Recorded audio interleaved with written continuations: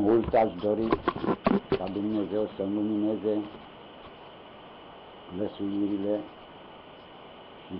să pot a vă face să înțelegeți că nici de cum nu asupritorii, cotropitorii sau dregătorii mărșavi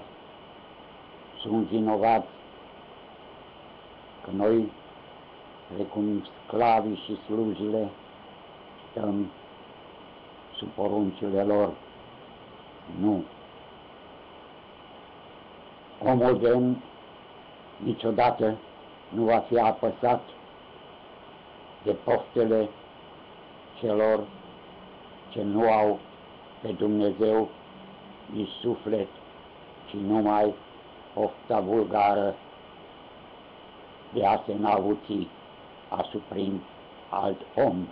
sau alte neamuri. Astfel fiind, desigur, mulți dintre domniile voastre mă cunosc direct, față în față. Domniile lor poate își aduc aminte de alte dăți când le-am rostit direct, fără intermediul internetului, în piețele publice sau oriunde m-am găsit, îndemnându-i la trăire în comuniune frățească, ca iubitori de neam, să ne putem ridica uniți și să învingem seara care ne-a cotropit.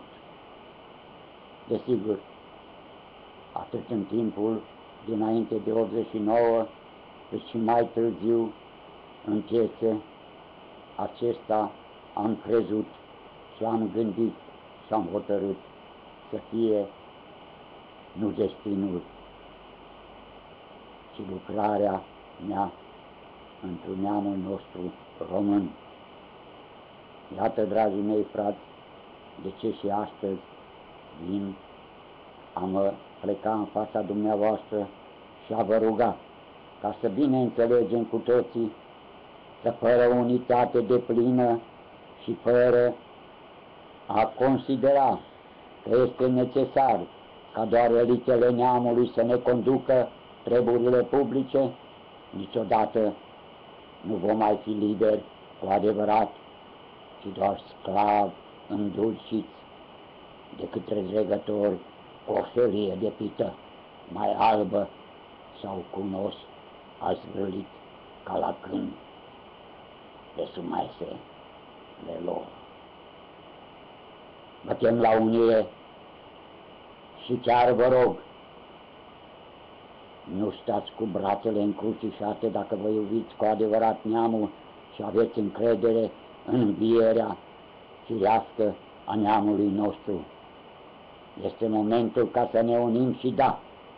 să construim o grupare cert politică, nici de cum a unui grup de interes personal sau mălșavnic, ci doar cu gândire și interesul neamului și credința noastră străbună în Dumnezeu, să ne ridicăm și să ridicăm dintre noi pe acei oameni care cu demnitate gândim că o să ne fie cu adevărat nu doar reprezentanți aleatoriu, ci într-adevăr reprezentativ nouă și neamului nostru român, atât cu străbuni, demn, cât și cu actuale oameni, fie și sărmani, pălmași, țărani sau muncitori intelectuali, care înțeleg că de fapt demnitatea nu stă în poftele trupești ale burții, nici chiar în rațiunile minții, ci stă doar în acea comuniune sufletească care ne dă dreptul să fim neam suveran și demn, precum Dumnezeu a voit să ne facă, dar noi cam uităm să ascultăm voia sa. V-am invitat pe mulți poate cu de la mine îngăduință acelora le cer iertare, care gândesc că nu au locul printre noi. Nu ne trebuie oameni care să fie printre noi, ci noi vrem numai oameni care dintre noi să înțeleagă iubitor că neamul trebuie să fie scos din actuala prăpastie în care, din nou în 1945, suntem împinși de această haită comunistă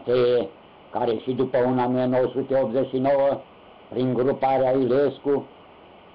perpetuează acela sistem dictatorial, opresiv și chiar mai mult încearcă să ne pătrundă chiar și în intimitățile noastre,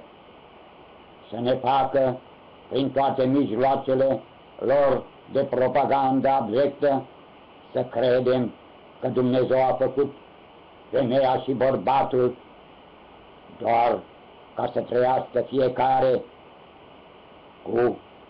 partener altul decât un bărbat cu femeie sau invers, o femeie cu un bărbat. Nici o fiară, nici o insectă, nici un pește din lume nu trăiește decât firesc. Oare cine este omul care vine să ne schimbe firea dacă nu satanicul gând care este fără de Dumnezeu și fără de omenesc în sinea sa? Astfel, gândesc că este momentul ca toți cei care veți decide ca să rămâneți alături de noi, ca împreună să ne străduim cu hărnicie și să putem a deveni acei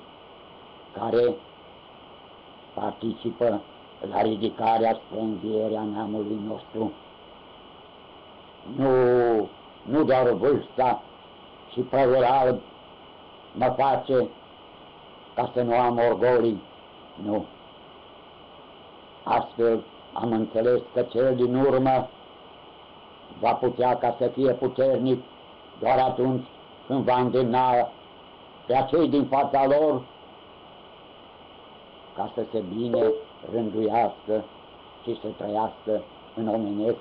ca oameni. Asta este menirea mea, îndrumarea celui ce vrea să mă asculte. Dintre domniile voastre, fiindcă vă consider superior mie în pregătiri, profesionale chiar, deși nenumărate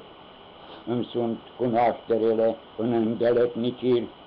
pe care le-am însușit cu harnică străduință ca să le știu precum știu și ca să înțeleg omul sărman care cu palmele sale trudește pentru ca noi, face noi cei care desconsiderăm într-o anumită măsură și chiar ne rușinează a fi un măturător sau un plugar sau un om care cu palmele își câștigă, dar cu demnitate existența, și câteodată ne sfiim de a sta și de a fi printre ei. Nu. Demn este cel care prin simplitate chiar își câștigă cu demnitate dreptul și puterea de viață, și acea materială, și acea intelectuală, și acea spirituală. Vă chem. Deci ca să ne întrunim într-o singură gândire și da, repet,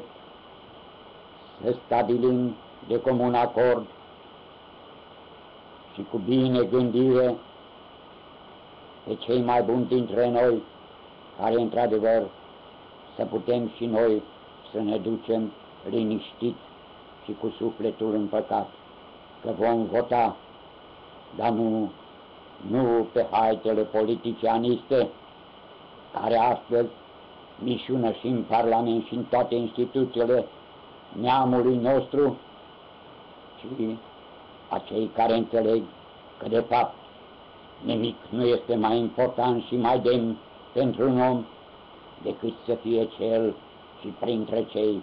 care își conduc cu demnitate neamul într-o biruința sa și slava lui Dumnezeu. Vă chem. Nu doar nimicuri așternute și pe paginile de Facebook, nu, ci fiecare dintre noi să adune în jurul său pe acei în care are încredere și consideră demn ca să fie parte deplină dintre noi,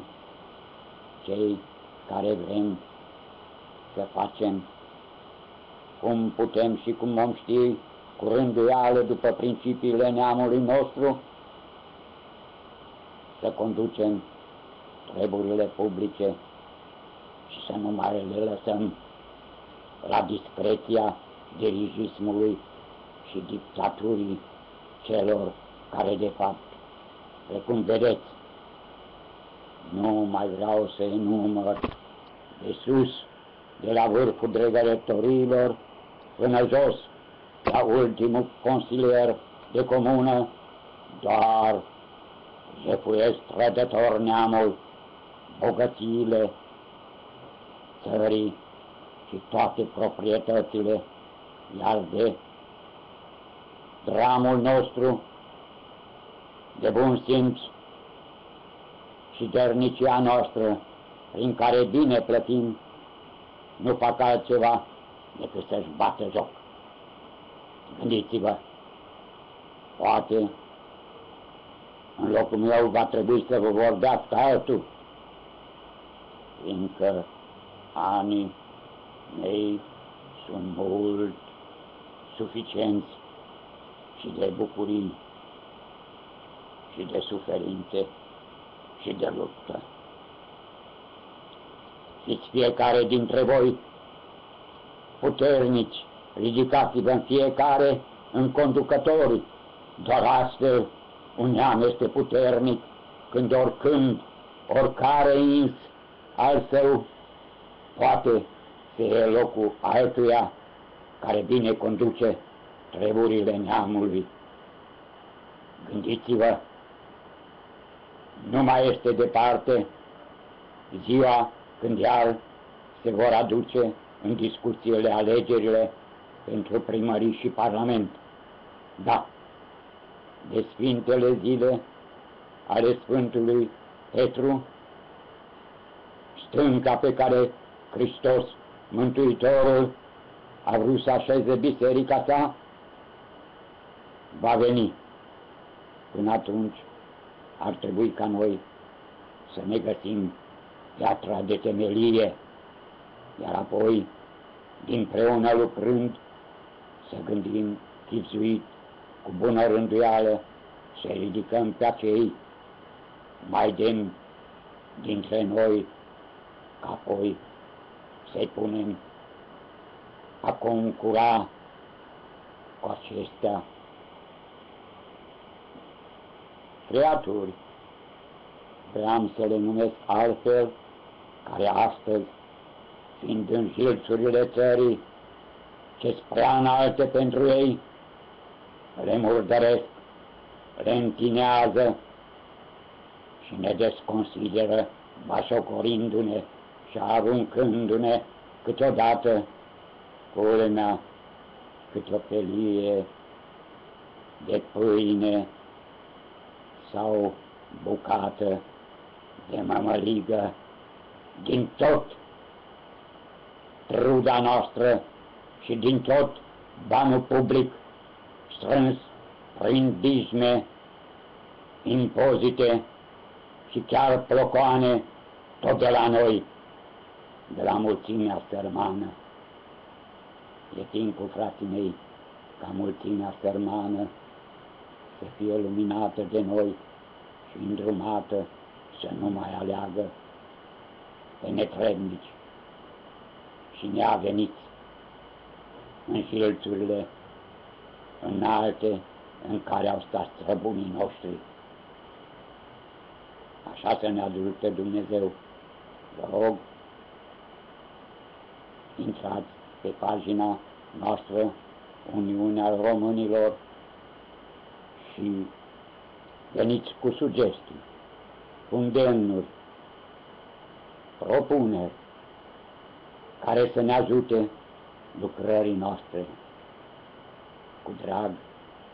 le vom însuși pe cele demne și bine lucrătoare. Nu vom fi noi acea generație care ne vom trăda neamul și principiile sale creștini românești. Dar dacă vom fi, așa să ne ajute Dumnezeu și acum și la învierea ceva să vie. Mulțumesc